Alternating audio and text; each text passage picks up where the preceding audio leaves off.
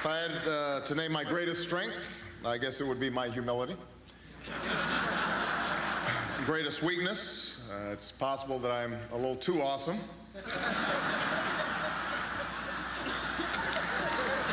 One other thing, I have never, not once, put lipstick on a pig, or a pit bull, or myself. Rudy Giuliani, that's one for you. I mean,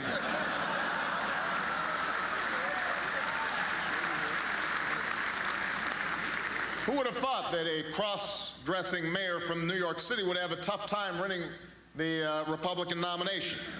It's shocking.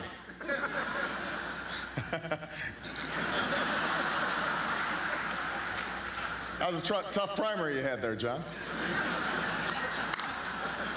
Anyway,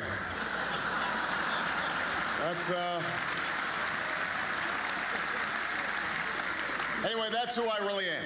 But in the spirit of full disclosure, there are a few October surprises you'll be finding out about in the coming weeks. First of all, my middle name, it's not what you think. It's actually Steve.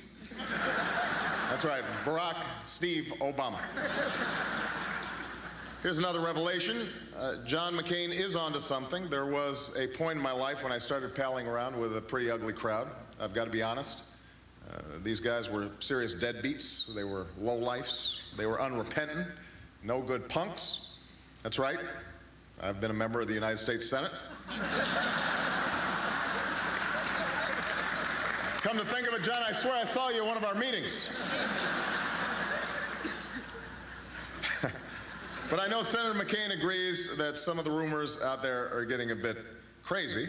Rupert, the other day, Fox News actually accused me of fathering 2 African-American children in wedlock.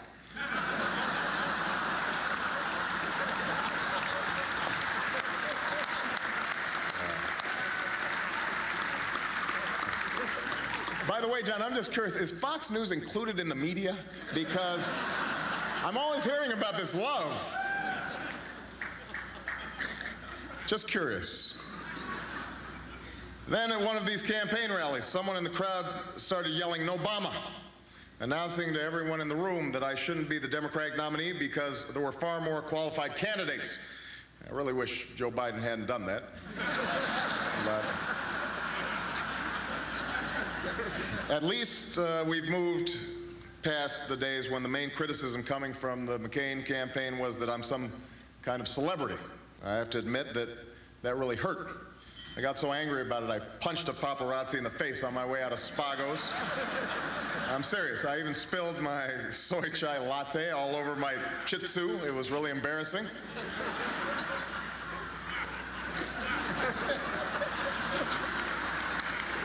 But in all seriousness, I'm so glad that I could make it tonight, and I'm honored to be among such wonderful public servants. I want to especially say a word of thanks to Senator McCain. We are in the midst of a tough battle right now, and American politics at the presidential level is always tough. But I've said before, and I think it bears repeating, that there are very few of us who have served this country with the same dedication and honor and distinction as Senator McCain, and I'm glad to be sharing the stage with him tonight, as I am during the course of this nomination.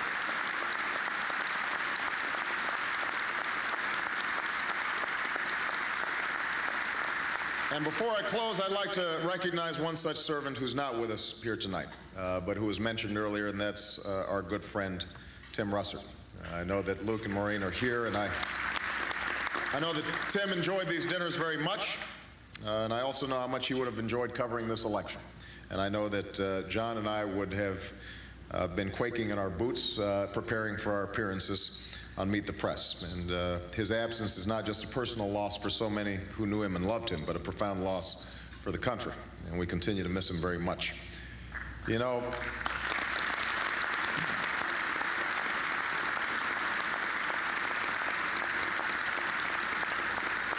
the fact that each October, in the closing weeks of a hard-fought campaign, people of all political persuasions can come to this dinner and share a meal and honor the work of this foundation underscores the reality that no matter what differences or divisions or arguments we're having right now, We ultimately belong to something bigger and more lasting than a political party. We belong to a community. We share a country.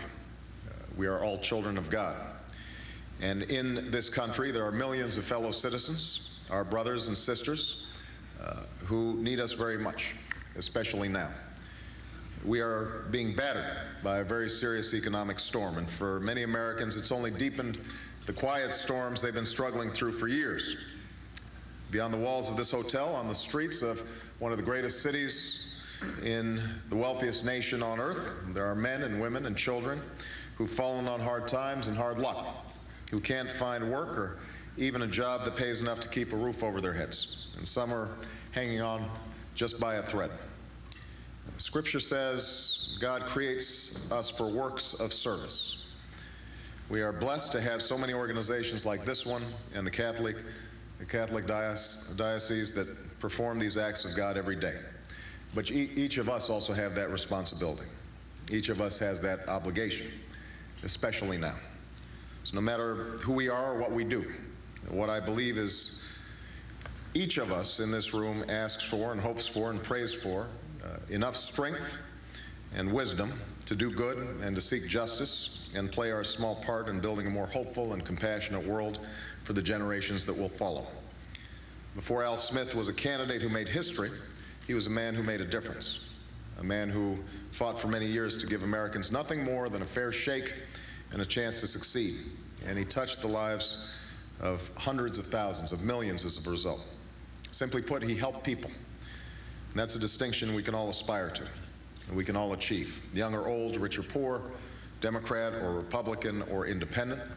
And I have no doubt that if we come together at this moment of crisis with this goal in mind, America will meet this challenge and weather this storm, and in the words of Al Smith, walk once more in eternal sunshine. Thank you so much, everybody. God bless you.